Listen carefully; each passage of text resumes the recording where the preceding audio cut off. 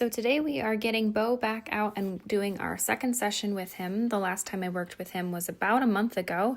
And as you can see, our doorways are always very exciting for these dogs in the shelter. The doorways signal a lot of fun feelings, dopamine, walks, getting outside of these four walls and being able to kind of be a dog. So the one thing I'm always doing through our doorways is stopping and waiting for calm, quiet eye contact, waiting for the dog to acknowledge that I'm there with them, and then we go through doors. Now, I might also, after we get out of the door, if we still got all this energy that he has, we're just going to take another beat to just relax, hang out, be together. I love that he does a little shake that tells me he's calming down a hair. It's him basically going from 100 miles per hour to about 95, but I will take it. So as we go up through to the door to the indoor workspace, we're going to do the same thing, calm, quiet eye contact. He gets it right away, comes right in, and surprise. So this is something that he tends to do.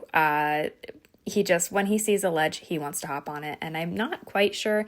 I think I heard at one point this was also part of the reason he keeps getting returned is because he just jumps so high and up on so many different things.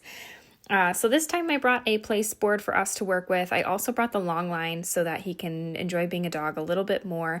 The long line is great because it's a way for me to give that dog a lot more space to move around and be a dog, but still be relevant to them, still have that connection to them. So it's not totally a free-for-all. And as you can see, he's got some zooms. So we're going to let him get some of those zooms out. I am just going to kind of keep myself calm, give him a little bit of give as he yanks on the end of the leash. That way he's not totally just like ripping the leash out of my hands and he's not getting hurt by the leash or anything like that. And as you can see, he's just trying to have some fun, and all I'm trying to do when I come to these sessions is to just help the dog create a little bit more life skills as far as being calm, how to greet people, because I guarantee if I would have interacted with him in that moment, he would have been jumping up, he would have been leaping to eye level, and just continued to do some zoomies, which we love zoomies. Zoomies are super fun. But today we're just going to work on being calm with each other. So there's a big stress yawn. He says, this isn't what normally happens. Normally what happens is people get very excited, and I'm just encouraging to come off, and he does with lots and lots of energy. So right now I'm just kind of allowing him to discern between that physical energy and the mental energy that he has. So is this because we have just lots of physical energy, which I do think there's some of that here, or is this because we're anxious or we're excited or overstimulated? Bo is very much like 0 to 100, and we're just trying to help him explore that like 20 to 70 mile per hour speed limit and see what it's like to live where like not everything has to be 110% all the time. And right here, I like that he was sniffing the place board a little bit. He's looking around. He's just kind of observing. And I think I said at the end of this training session is just that like when he starts to come into that like 20 to 70 mile per hour zone, I feel like he's starting to see the world for like the first time, where he's just kind of able to take all of that sensory information in and sort it and make sense of it and not feel like he has to be a part of it or he has to be doing something or he has to be super reactive to all of these things. And reactive doesn't always mean a bad thing. Reactive can just be like, yeah, he's just impulsive and he's acting on those urges to jump up to eye level and jump up on the counter, things like that. So the way that I usually use my place board is that I have the dog come up, and when they give calm, quiet eye contact, that's their ticket back off of the place board. Now, he really likes this. When he's in his kennel, he will just sit on his place and he likes it. I'm just assigning a command to it, and then I'm waiting for him to give me calm, quiet eye contact as his way to get the release word, the break, the okay, whatever it happens to be. With him, I'm just using the word break. And as you can see, I ask him to get up, and he says, absolutely 110%, I will do this. The reason I have not, and I don't know if I addressed this in the last video or not with him, but the reason that I'm not using any treats is I was advised that there's some resource guarding and some food aggression with him, and so it might not be totally safe for me to use treats with him. So this is the type of strategy I'd use if we have food aggression or if the dog just isn't treat motivated. And honestly, I think he's still super motivated by just being around people and being, loved and given affection, all of those kinds of things. So I'm not giving treats because I was advised that it might just be a little bit better if we stay away from them. And ultimately, if we're thinking about the mindset of the dog, if there's, what energy does the food carry and how is that going to affect our training? So there's a stress yawn and he's like, I'm not sure what you want me to do. And here I'm just waiting for calm, quiet eye contact. I'm kind of testing maybe even to see if he'll break like he just did there, just so I can help him learn like, hey, I'm asking you to be up here and I'm asking you to hang out and relax with me.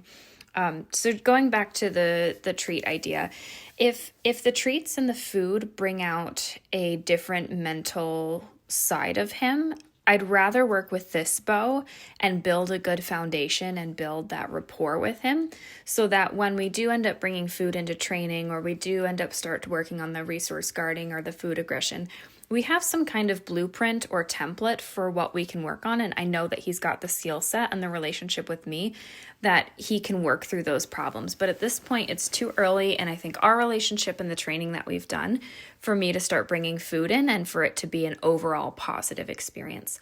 Now, I love that he's laying down. That's kind of what I look for when we do this place work, is that eventually, maybe not the first day, but eventually the dog just kind of goes, all right, well, I'll hang out. I'll just lay down and I'll take a nap and I'll just be here and I'll be with you. And that in and of itself is rewarding.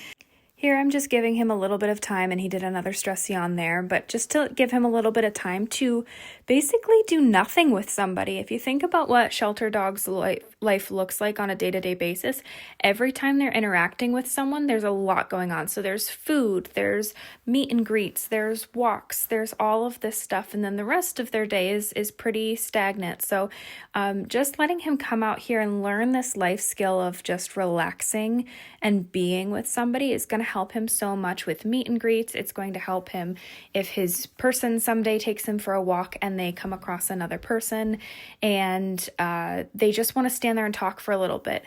Teaching him that he doesn't have to be a part of every single thing that he sees happen is such a valuable life skill. So here I'm just encouraging him to come along. And of course we have this again. So yes, anytime he sees a table, a countertop, things like that, he wants to go up. Now, I didn't take it personally that he jumped up on that. I think a lot of people would be quick to go, no, and get after their dog a little bit for it. But to me, it's like I knew that he had the tendency to do that, and I gave him the space and the opportunity to do so. So all I'm going to do is make it pretty boring for him to be up there and just gently ask him to come down. And we just walk away and go back to doing things that we were doing before. So asking for another place command, waiting for calm, quiet eye contact, and I'm adding a little bit of distance even.